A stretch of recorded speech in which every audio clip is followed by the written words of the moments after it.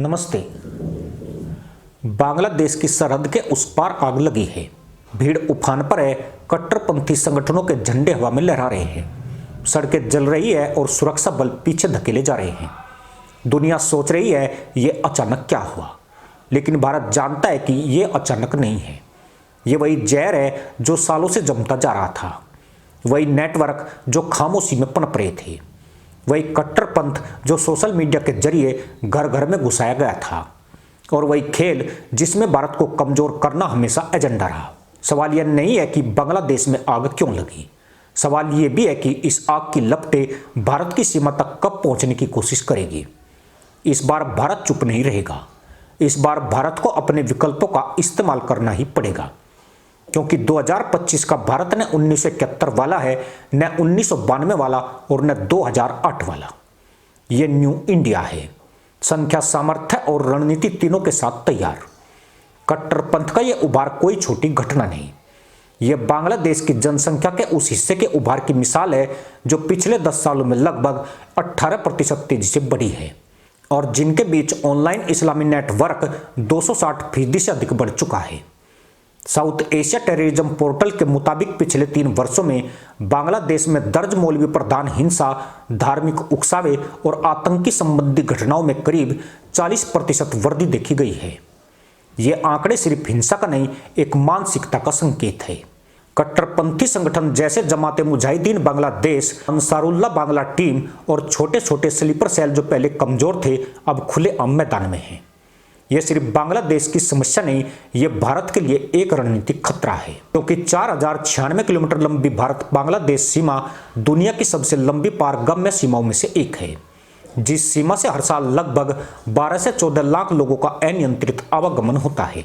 उसी सीमा के पार अब एक नई ऐसी लहर खड़ी हो चुकी है जिसका लक्ष्य स्पष्ट है: भारत की पूर्वोत्तर सुरक्षा को दबाव में डालना और पश्चिम बंगाल तक का सामाजिक ताना बाना हिलाना।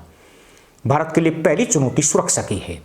अगर बांग्लादेश में कट्टरपंथी हिंसा भड़कती है तो शरणार्थी संकट शुरू होने में समय नहीं लगेगा। 1971 में करीब 1 करोड़ लोग भारत में घुसे थे, और आज बांग्लादेश की जनसंख्या 17 करोड़ से अधिक है।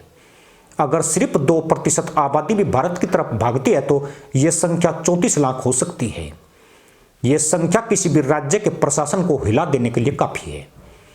भारत जानता है कि अस्थिर बांग्लादेश का मतलब है अस्थिर पूर्वोत्तर, और अस्थिर पूर्वोत्तर का मतलब है चीन के लिए रणनीतिक दरवाजे खुलने लगना। चीन पहले से ही चटगांव, मोगला और पद्मा जैसे क्षेत्रों में अपना रणनीतिक प्रभाव बढ़ा चुका है। ऐसे में बांग्लादेश की अस्थिरता का उपयोग चीन भारत को पूर्वी मोर्चे पर उलझाने के लिए कर सकता है। भारत की दूसरी चुनौती आतंकवाद की है। NIA और IB के रिकॉर्ड बताते हैं कि पिछले 5 वर्षों में पकड़े गए 128 से अधिक आतंकियों के नेटवर्क का सीधा कनेक्शन बांग्लादेश से जुड़ा हुआ था। भारत आज अगर सिर्फ देखते रह गया तो वही गलती दोहराएगा जो 1990 के दशक में हुई थी, जब घुसपैठ, हथियार और कट्टर साहित्य की बाढ़ ने सीमावर्ती क्षेत्रों में जनसंख्या संतुलन बदल दिया था। 2025 में भारत इतना भोला नहीं है। अब भारत देख भी रहा है, विश्लेषण भी कर रहा है, और रणनीति भी तय कर चुका है। भारत की तीसरी चुनौती भू राजनीति है। बांग्लादेश आज सिर्फ बांग्लादेश नहीं, यह भारत, चीन, अमेरिका, पाकिस्तान और खाड़ी देशों की राजनीति का एक चौराहा बन चुका है। पाकिस्तान की ISI 2022 से ही बांग्लादेश में स्लीपर ब्रिज नेटवर्क सक्रिय कर चुकी है। खुफिया रिपोर्टों के अनुसार ISI का बजट 2020 के बाद दक्षिण एशिया में कट्टरपंथी गतिविधियों के लिए 300% बढ़ा है, और बांग्लादेश इसका सबसे बड़ा लक्ष्य है। खाड़ी देशों से आने वाली फंडिंग, विशेषकर कतर, तुर्की और कुछ गैर सरकारी चैनलों के माध्यम से कट्टरपंथी संगठनों को मजबूत कर रही है। इसी बीच चीन की दिलचस्पी सबसे अलग है। उसे बांग्लादेश में अस्थिरता चाहिए ताकि भारत अपने पूर्वी फ्रंट पर व्यस्त रहे और चीन को हिंद महासागर में स्पेस मिल जाए। यह वही त्रिकोणीय जाल है जिसमें भारत को नहीं फंसना है, और भारत फंसेगा भी नहीं। भारत के पास आज जो विकल्प हैं वे पहले कभी इतने मजबूत नहीं थे। पहला विकल्प सुरक्षा है। भारत पहले ही सीमा के 62% हिस्से को स्मार्ट फेंसिंग से कवर कर चुका है, और आने वाले महीनों में यह 84% तक बढ़ जाएगा। ड्रोन सर्विलांस ने 2024 में सिर्फ पश्चिम बंगाल सीमा पर 260 से अधिक अवैध घुसपैठों को रोका है। अब जब बांग्लादेश में स्थिति बिगड़ी है तो भारत को ड्रोन की उड़ान दोगुनी करनी पड़ेगी। बीएसएफ की तैनाती 25% बढ़ानी होगी और सीमा पर जीरो टॉलरेंस की नीति लागू करनी होगी। इसका मतलब है एक भी संदिग्ध मूवमेंट नहीं, एक भी अवैध पारागमन नहीं। भारत जानता है घुसपैठ रोक दो, खतरा आधा खत्म। दूसरा विकल्प कूटनीति है। भारत और बांग्लादेश के बीच 52 समझौते हैं, जिनमें से 8 सीधे सुरक्षा से जुड़े हैं। भारत चाहे तो ढाका पर दबाव बनाकर उनसे यह सुनिश्चित कर सकता है कि वह कट्टरपंथी संगठनों के खिलाफ कड़ी कार्रवाई करे।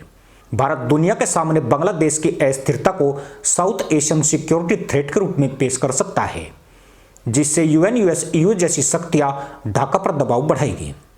भारत चाहे तो बांग्लादेश को यह 2 टूक संदेश दे सकता है। अगर भारत की सुरक्षा खतरे में पड़ी तो भारत अपनी सीमाओं की रक्षा के लिए किसी भी स्तर तक जा सकता है। तीसरा विकल्प आर्थिक है। भारत बांग्लादेश को हर साल लगभग 9 अरब डॉलर का व्यापारिक लाभ देता है। यह वह दबाव है जिसे भारत चाहे तो बांग्लादेश की सरकार को मजबूती से समझा सकता है। शांति चाहिए तो भारत की बात सुने, वरना आर्थिक कीमत चुकानी पड़ेगी। 2024 में भारत ने जब कुछ उत्पादों पर क्वालिटी कंट्रोल बढ़ाया था, तब बांग्लादेश का निर्यात 18% गिर गया था। मतलब साफ है, भारत चाहे तो आर्थिक नाड़ी नियंत्रित कर सकता है। चौथा विकल्प रणनीतिक है। अगर हालात अत्यधिक गंभीर हुए तो भारत के पास विकल्प है कि वह सीमावर्ती राज्यों में रिफ्यूजी कंट्रोल जोन्स बनाए, तेजी से स्क्रीनिंग कैंप्स स्थापित करे और संदिग्धों को तुरंत हिरासत में ले सके। भारत चाहे तो अपनी एजेंसियों को बांग्लादेश के भीतर जमीनी स्तर पर जानकारी इकट्ठा करने के लिए सक्रिय कर सकता है। और सबसे महत्वपूर्ण, भारत चाहे तो बांग्लादेश में चल रहे कट्टरपंथी नेटवर्क को बिना शोर के जड़ से काट सकता है। भारत के लिए एक और बड़ा विकल्प है पूर्वोत्तर को सील्ड जोन बनाना। 2025 में पूर्वोत्तर भारत की जीडीपी ग्रोथ 11.3% है, जो राष्ट्रीय औसत से कहीं आगे है। ये इलाका अब सिर्फ सीमा नहीं, आर्थिक गलियारा है और इसे अस्थिर होने देना भारत की विकास रणनीति के खिलाफ है। भारत चाहे तो पूर्वोत्तर में 80,000 अतिरिक्त सुरक्षा बल तैनात कर सकता है, बॉर्डर इंफ्रास्ट्रक्चर को दोगुना कर सकता है और चीन, बांग्लादेश, पाकिस्तान के बीच बनने वाले किसी भी कुटिल रिश्ते को समय रहते तोड़ सकता है। लेकिन भारत को सिर्फ सुरक्षा नहीं, मनोवैज्ञानिक युद्ध भी जीतना होगा। कट्टरपंथ विचारधारा से लड़ता है, बंदूक से बिल्कुल नहीं। भारत को उसी अंदाज में जवाब देना है, आंकड़ों से, तर्क से, डिजिटल रणनीति से। भारत चाहे तो बांग्लादेश के भीतर उन समुदायों तक संदेश पहुंचा सकता है जो भारत के साथ स्थिरता चाहते हैं।